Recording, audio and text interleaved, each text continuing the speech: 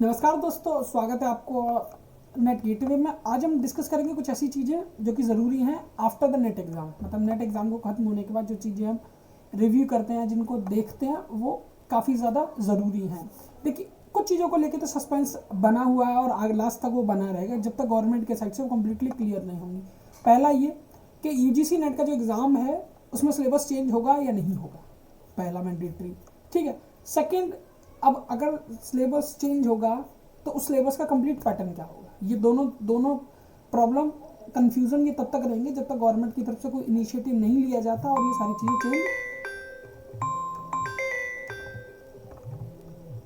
चीज़ें चेंज नहीं हो जाती, तब तक ये प्रॉब्लम हमें लगी रहेगी। अब बात करते हैं हम एक्चुअल में क्या कर सकते हैं उसकी। हम एक्चुअल में अब एक काम करने वाले हैं, हम सिलेबस को डिस्कस कर सकते हैं। सिलेबस को ना डिस्कस करने के बाद भी हम ये काम कर सकते हैं, हम एलिजिबिलिटी क्राइटेरिया को डिस्कस कर सकते हैं।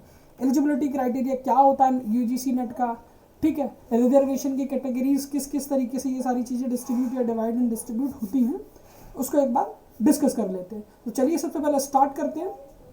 ठीक है, हम एक बार इसको कंप्लीटली समझ लेते हैं। सबसे पहले अगर हम बात करें इनिशियली, तो हम बात कर सकते हैं एजुकेशन क्वालिफिकेशन की। ठीक है, एजुकेशन क्वालिफिकेशन इसके लिए हम सब जानते हैं मास्टर डिग्री इसकी इक्विवेलेंट होती है। मिनिमम 55% आपका होना चाहिए मार्क्स। 50% SC ST PWD और ट्रांसजेंडर जैसे कैंडिडेट के लिए होता है। एज लिमिट की बात करें 30 ईयर्स होती है जूनियर रिसर्च फेलोशिप की। No age limit for the assistant professor, मतलब JRF क्लियरेंस के लिए 30 एज होनी चाहिए। अगर हम बात करें सिर्फ असिस्टेंट प्रोफेसर की तो उसके लिए कोई एज नहीं, आप 35 36 कोई भी हो तो आप इजीली उसके लिए अप्लाई कर सकते हैं। बात करते हैं नंबर ऑफ अटेम्प्ट की, तो no limit on attempt on JRF and AP, it means assistant professor.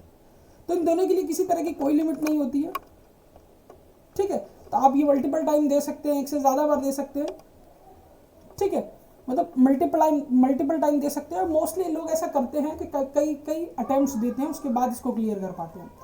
Nationality की बात की जाए, ऑब्वियसली आपको इंडियन होना चाहिए क्योंकि इंडियन एग्जाम है तो इंडियन होना चाहिए। सब्जेक्ट एलिजिबिलिटी की बात करें तो सब्जेक्ट और पोस्ट ग्रेजुएशन सब्जेक्ट है। ठीक है, आप जिस भी सब्जेक्ट में उसमें एटलीस्ट आप पोस्ट ग्रेजुएट होने चाहिए या आपका पोस्ट ग्रेजुएट अपीयरिंग होना चाहिए। अपीयरिंग मतलब आप अगर सेमेस्टर वाइज सिस्टम है तो लास्ट सेमेस्टर होना चाहिए, और ईयर वाइज सिस्टम है तो लास्ट ईयर होना चाहिए। ठीक है, ये सारी चीज़ें होनी चाहिए। ठीक है, तो आप अपीयर कर सकते हैं। कुछ केसेस में, यानी अभी जो इनिशियली कुछ केसेस है उसमें अगर आप एमटेक जैसे कोर्सेज कर रहे हैं जो 4 साल के हैं, उनको भी कंसीडर किया गया है। ठीक है, आगे बढ़ते हैं। आगे बात करते हैं कैटेगरी रिलैक्सेशन की।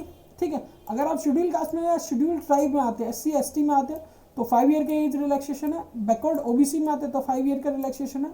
और पर्सनल में डिसेबिलिटी में आते हैं तो आपका 5 ईयर रिलैक्सेशन है, चाहे वो आप SC ST या जनरल किसी से होते हैं। ट्रांसजेंडर के लिए भी 5 ईयर का रिलैक्सेशन है। वुमेन एप्लीकेंट के लिए भी 5 ईयर का रिलैक्सेशन है। रिसर्च एक्सपीरियंस है आपको PG रिलेवेंट का तो भी आपका अप टू 5 ईयर का रिलैक्सेशन है। LLB डिग्री होल्डर है तो 3 ईयर का रिलैक्सेशन है। आर्म फोर्स सर्विसेज है आपके पास तो भी आपका 5 ईयर का रिलैक्सेशन आपको है यहाँ पर। ठीक है, subject eligibility, candidate must be appear in the subject of their post graduation, वही अपीयरिंग होना चाहिए आपका पोस्ट ग्रेजुएशन में। अगर पोस्ट ग्रेजुएशन में अपीयरिंग है तो इजीली आप उसको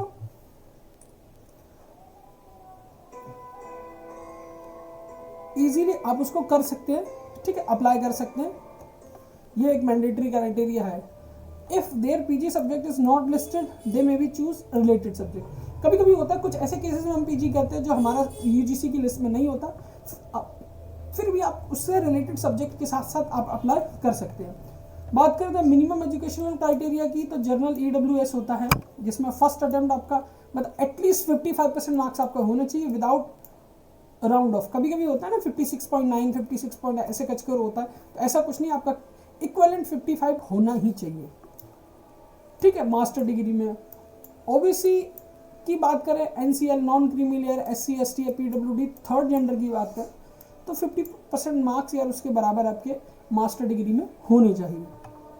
बात करते हैं final year waiting for the result policy की। अगर आप फाइनल ईयर PG स्टूडेंट हैं और वेटिंग रिजल्ट हैं या मे बी प्रोविजनली अप्लाई कर चुके हैं JRF असिस्टेंट प्रोफेसर के लिए, तो achieve required marks 55%, journal EWS and 50% for reserve.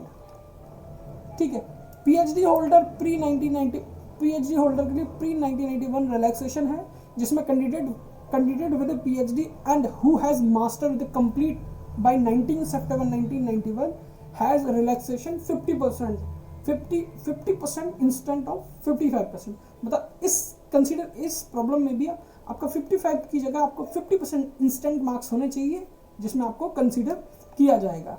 अब अंडर एलिजिबिलिटी बात करें 4th ईयर वाली, जो कि स्टार्टिंग में मैंने बताई थी, candidate have 4 year 8 semester, bachelor must have 75%। Bachelor degree जो है आपकी 4th ईयर वाली 8 सेमेस्टर वाली, उसमें कम से कम आपके 75% मार्क्स होने चाहिए। ठीक है, साथ ही साथ अगर रिजर्व कैटेगरी की बात की जाए, SC ST OBC NC, मतलब OBC में नॉन क्रीमी लेयर है, PWD की बात की जाए तो 5% का हमको यहाँ रिलैक्सेशन मिलता है। तो ऑलमोस्ट अगर 5% करेंगे तो 70% आपका इजीली होना ही चाहिए। The eligibility JRF PhD admission and assistant professor through इस रूट। ठीक है, अब रिजर्वेशन टेबल की बात की जाए तो जनरल कैटेगरी में इकोनॉमिकल वीकर सिस्टम, जिसे EWS बोलते हैं, उसके लिए 10% रिलैक्सेशन होता है।